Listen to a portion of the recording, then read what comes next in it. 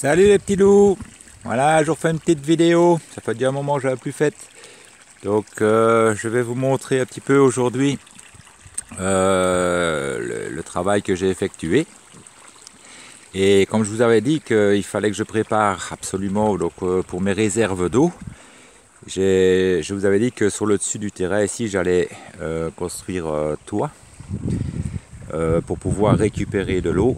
Et alors, bon, bah, c'est fait, voilà, donc j'ai construit mon toit. Bon, le dessous n'est pas encore terminé parce que je n'ai plus de palettes pour faire des bois, pour faire des planches et terminer. Donc voici l'intérieur.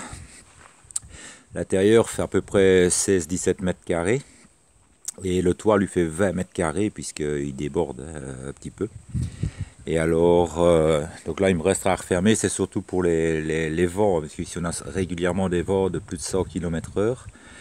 Donc bon, les vents viennent de là-bas et viennent de là-bas, vers là-bas au bout. Donc en fermant les trois côtés ici, ben, ça me permet de ne pas avoir de prise au vent pour mon toit. Et ce côté-ci, lui, restera ouvert. Alors voici la petite façade que j'ai faite ici. Bon, il reste encore à fignoler 2-3 trucs, mais enfin déjà ça fonctionne.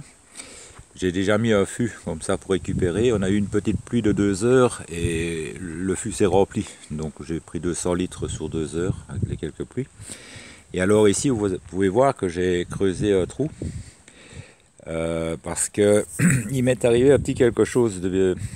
Enfin que moi ça m'a pas trop fait plaisir. Parce que ça commence à pas m'énerver mais à m'irriter quand même un petit peu. Pardon. C'est que j'avais prévu au départ, donc à mon toit ici, de mettre ici 3 cuves de 1000 litres. Hein. Et il y a à peu près 3 mois d'ici, j'avais été voir dans une entreprise que je ne citerai pas le nom parce que ça m'est interdit de le citer. J'avais été voir le prix des cuves, puisqu'il en avait une centaine ou un peu plus, je vais dire, sur son parking. C'est une grosse entreprise. Et elles étaient à 60 € la cuve.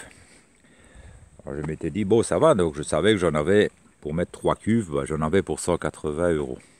Donc j'ai construit ceci, tout ça, et j'étais prêt à aller chercher mes cuves. Donc je vais jusqu'à Castres pour chercher mes cuves. Et oh, la grosse surprise, c'est que les cuves étaient passées sur 3 mois de 60 € à 110 €. La sécheresse était passée par là et bon, il y a peut-être la guerre en Ukraine aussi, parce que c'est un mot qui revient à la mode. Hein. Quand on augmente les prix, qu'on essaie de vous piquer votre pognon, ben, c'est la guerre en Ukraine. Donc là, ça m'a un petit peu énervé. Du coup, ben, j'ai dû changer mes plans.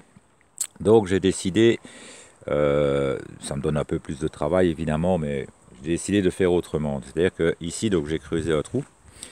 Je vais y mettre une bâche évidemment, et sur la bâche je vais maçonner en pierre bleue comme j'ai fait à l'intérieur de la maison de Hobbit.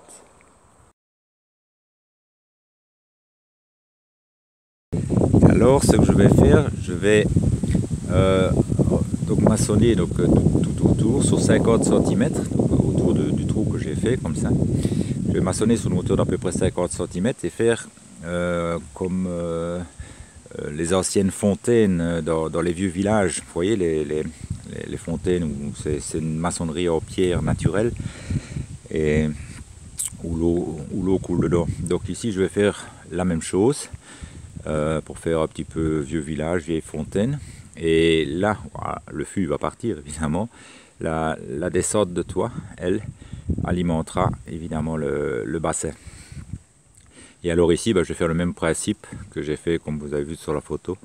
Faire un genre de puits comme ça qui lui déversera l'eau à l'intérieur. Bon, ça sera plus joli, mais surtout, c'est que les 3 cuves, elles m'auraient coûté 330 €. Okay.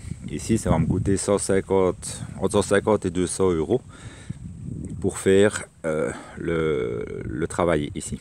La différence que les 3 cuves, ça me ferait que 3000 litres de récupération d'eau, que ici, je vais récupérer 5000 litres.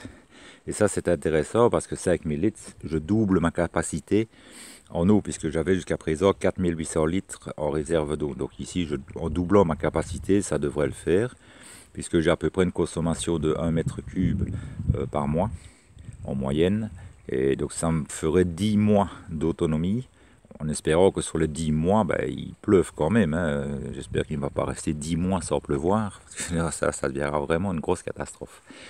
Voilà, donc c'est ce que je voulais vous montrer un petit peu du travail que j'ai fait. Donc pourquoi je n'avais pas fait de vidéo, parce que il fallait bien que tout ça se fasse. Et alors, je voulais aussi vous dire un petit quelque chose, parce que comme je vous disais, chaque fois que les prix augmentent, etc., on vous dit oui, mais c'est à cause de la guerre en Ukraine. Alors, moi, je vous dis, franchement, ça m'irrite, parce que j'ai été vérifier un petit peu des informations, des autres informations un peu plus réelles, un peu plus vraies. Vous voyez, ce qu'on ne vous raconte pas au journal parlé. Parce qu'au journal parlé, regardez Bob l'éponge ou les Simpsons, vous connaîtrez mieux la vérité que ce qu'on vous raconte au journal parlé. Ah bah tiens, ça rime en plus. donc ce que je vais vous dire est réel, c'est tout à fait vérifiable. Il s'est passé que quand il y a eu la guerre en Ukraine, on a reproché à la Russie de ne pas laisser partir les bateaux de céréales, etc. Et que l'Afrique, qui est principale, je vais dire, que l'Ukraine est la principale nourricière de l'Afrique au niveau des céréales, du blé, maïs, etc. L'Afrique commençait vraiment à rentrer dans une grosse famine et ça allait être une grosse catastrophe. Donc, Poutine, le monstre Poutine, si on veut, a dit ok, pas de problème, moi j'ai rien à voir avec l'Afrique et on va libérer les bateaux, on va laisser partir les bateaux pour l'Afrique parce qu'il ne veut pas être responsable d'une catastrophe humanitaire en Afrique. Bon, il a certainement des intérêts politiques et financiers là-bas, mais bon, quelles que soient ses raisons, il laisse partir les bateaux. Alors il y avait 87 bateaux, retenez bien le chiffre, 87 bateaux qui étaient prévus pour aller en Afrique. Donc ils ont laissé partir les 87 bateaux, ça fait des milliers et des milliers de tonnes, si pas des millions de tonnes de céréales et de blé, etc. Et sur les 87 bateaux, il y en a 2 qui sont arrivés en Afrique. Il y a 85 bateaux qui ont été détournés et rentrés en Europe. Vous voyez? Donc ça, moi je trouve ça franchement malhonnête de la part de l'Europe, des Européens, de faire cette chose-là sur le dos de l'Afrique, qui est déjà un pays pauvre, enfin un continent pauvre, je vais dire, un continent africain. Et bon, ça, je trouve ça franchement dégueulasse. Mais alors, le pire, c'est que leur malhonnêteté des Européens va encore plus loin. C'est-à-dire que nous, ici, on nous fait payer 5, 6, 7, 8, 10 fois le prix des marchandises, soi-disant qu'il n'y a plus de blé, qu'il n'y a plus de maïs, qu'il n'y a plus de céréales qui rentrent ici en Europe.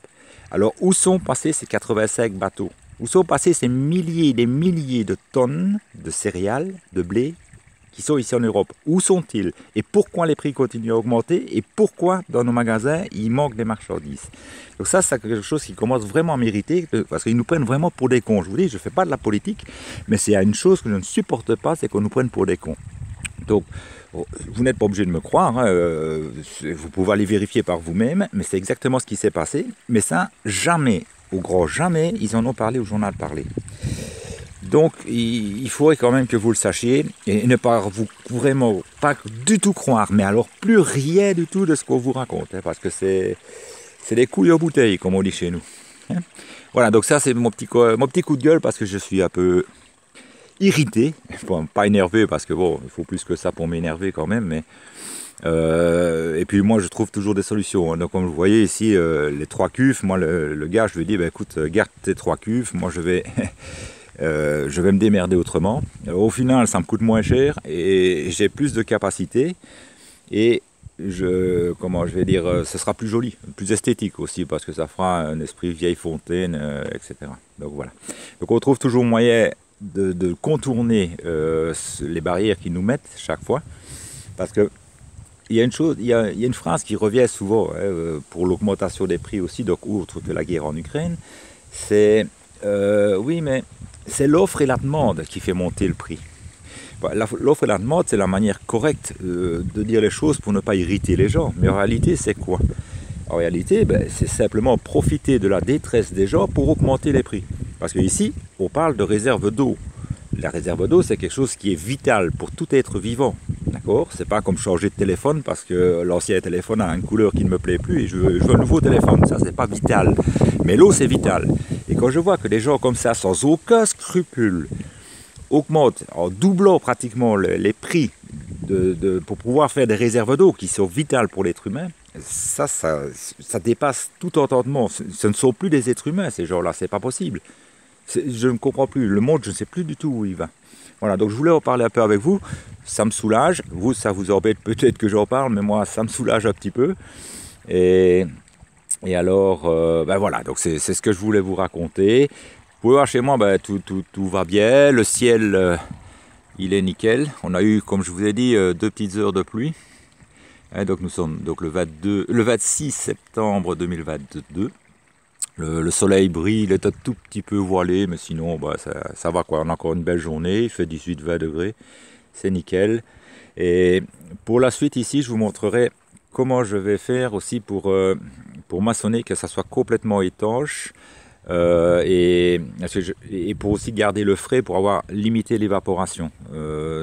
Ça je vous montrerai quand je ferai la maçonnerie, donc ça sera l'objet d'une prochaine vidéo. Et puis voilà, donc c'est ce que je voulais vous raconter. Je vous souhaite de passer une excellente semaine. Je vous fais un gros bisou à tous et à la prochaine vidéo alors, quand je ferai la maçonnerie. Allez, à ciao les amis.